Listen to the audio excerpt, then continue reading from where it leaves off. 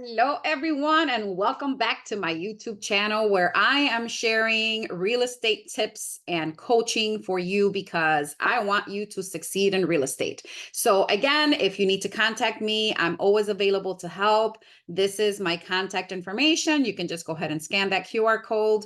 And obviously, you can follow and subscribe so that way, every time I record a video, you're going to get it and at least an alert so you can watch it. And so I'm going to now go into the series that we're doing right now about branding and how important branding is to your business. So we've talked about basically getting a domain, right? Thinking of this as a business, not a career, because this is not a career. This is a business that you now own. So now we talked about, the fact that you need to get a domain, to try not to use your name in your domain name because nobody wants to buy Tom Smith real estate if they're not Tom Smith, right? So, and again, we want to make sure that you're able to sell this business when you're done. We talked a little bit about not being undercover, right? To make sure that you're putting yourself out there on Facebook, Instagram, LinkedIn, Twitter, all these social medias, right?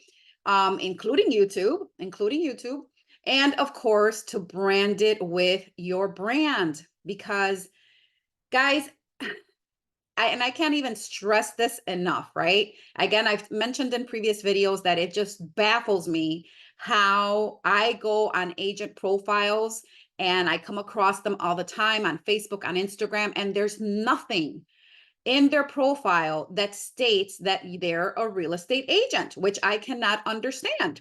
Because if you went into business to make some money, you need to brand yourself. And let's talk a little bit about branding. So some of you have Facebook pages, right? And you created a business Facebook.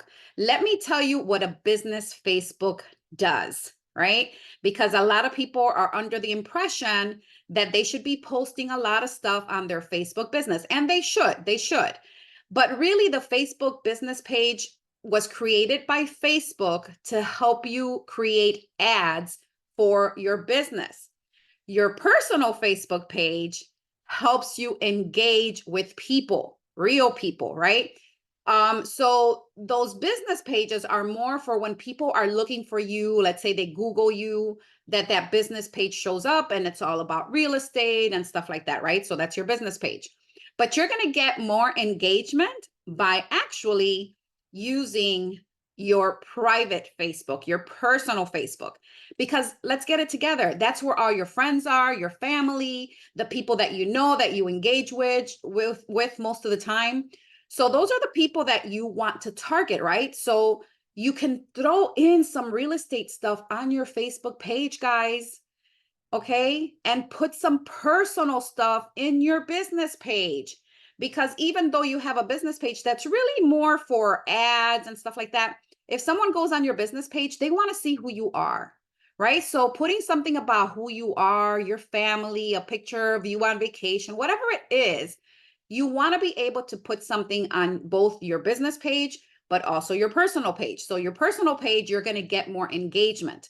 And because you get more engagement on your personal page, that's where you should be posting some real estate stuff as well, not just your personal, but some real estate. I've gone into pages where there's not a post since 2020.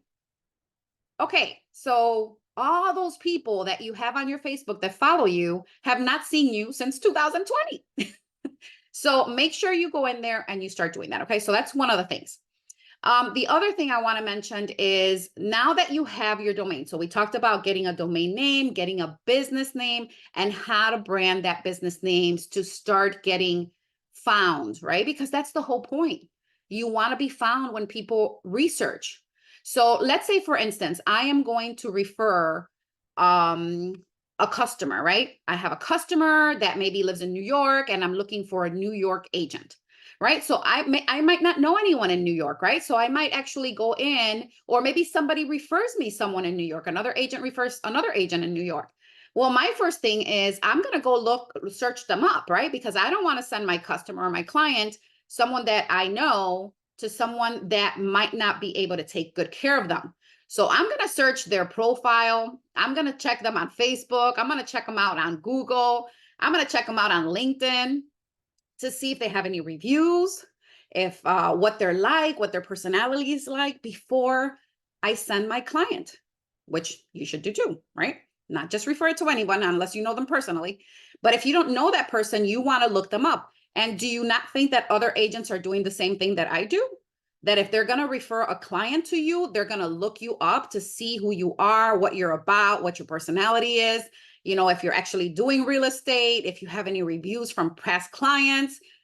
So that's why you need to be out there. You cannot be undercover because you're losing out a lot of business opportunity by doing that. So we're going to talk a little bit about, again, the branding aspect. So now you have a domain name, right? Now you're going to go to all your social media. You're going to put in, for instance, mine is Teresa Santos at La Rosa Realty Key to Key Group, right? So now, because if they look me up under Teresa Santos, they're going to find me. If they look me up under Key to Key Group, they're going to find me, right? If they look it up under La Rosa Realty, I might pop up, right? Along with a bunch of La Rosa Realties agents, but you know, you want the most chances of being found, right? So now you're branding your business name, but you're also putting your name on there, right? Because people do look you up under your name. So on realtor.com, on Zillow, on LinkedIn, on all these platforms, I'm going to brand it the same because Google likes that, right? So the first thing you're going to do is you're going to create a Google business listing, right? Because you want to have a business on Google, because if somebody's looking you up, you want to make sure that they find you on Google because that's where everybody goes to search. So make sure that you create a Google business page.